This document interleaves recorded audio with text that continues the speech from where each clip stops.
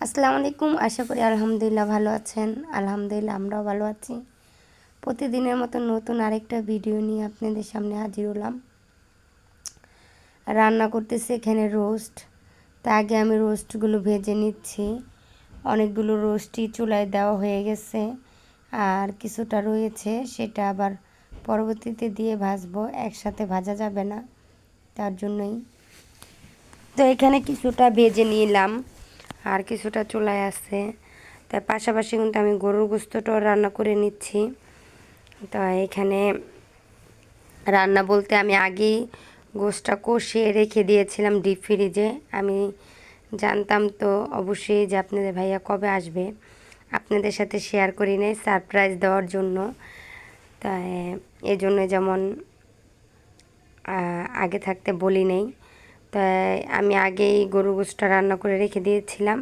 এখন শুধু আলু ভেজে গোস্তটা একটু কষিয়ে ঝোলের পানি দিয়ে দিলাম। তারপরে এখানে পাশের চুলায় আমি রোস্ট রান্না করে নিলাম, গরুর গোস্ত রান্না করলাম। তাই পাশাপাশি আমি পোলাও রান্না করে নিচ্ছি। আর আমার বাচ্চারা আমরা সবাই মিলে হালকা পাতলাভাবে একটু ঘরটা সাজিয়ে নিলাম।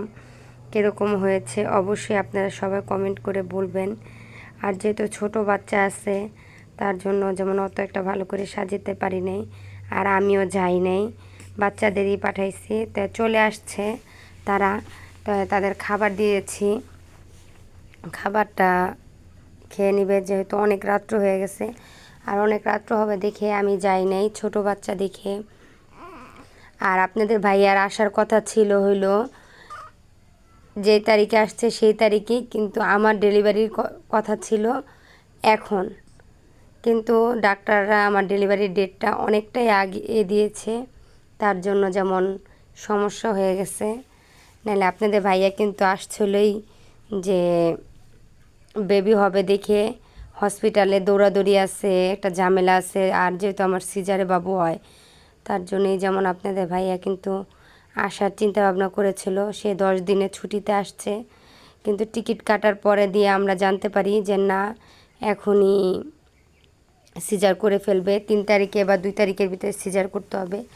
এই জন্য যেমন আমরা মানে একটুই হয়ে গেল। তাই সমস্যা নাই, আল্লাহ যা করে ভালোর জন্যই করে। তাই বাচ্চাদের এবং আপনাদের ভাইয়াদের খাবার দিয়ে দিলাম।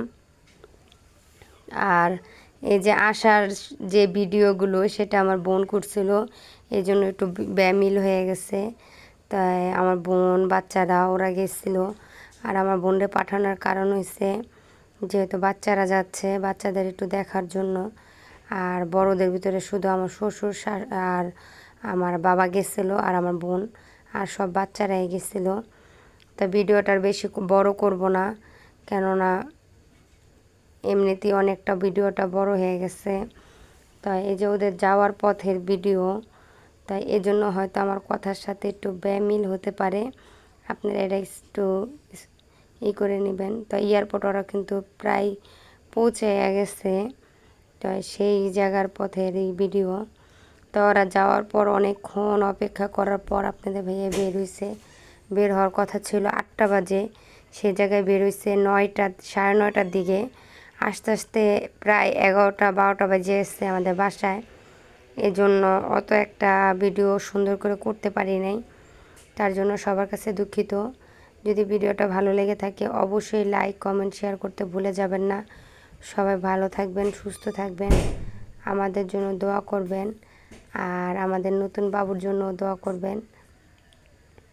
ও যেন সুস্থ থাকে, ভালো থাকে, আর আমিও জানি সুস্থ হয়ে যায় তাড়াতাড়ি। আর আমি প্রতিদিন ভিডিও দিতে পারছি না এই জন্যই, যেহেতু ডেলিভারি পর আর আমার এটা 3 নাম্বার সিজার। তো 3 নাম্বার সিজারের কারণে আমি একটু অসুস্থ বেশি হয়ে আছি। কেন প্রথম সিজারেতে দ্বিতীয় সিজারে একটু বেশি কষ্ট, তৃতীয় সিজারে আরও বেশি কষ্ট। তাই এই জন্যই আমি এখনও পুরোপুরি সুস্থ হই নাই। আবার বাচ্চা আছে, আমার বোনরা থাকার কারণে একটু অনেকটাই হেল্প হচ্ছে আমার। তাই এই আপনাদের ভাইয়া চলে আসলো, তাই সেটাই ফুল দিয়ে এবং বাবুরে নিয়ে একটু ভিডিও করলাম।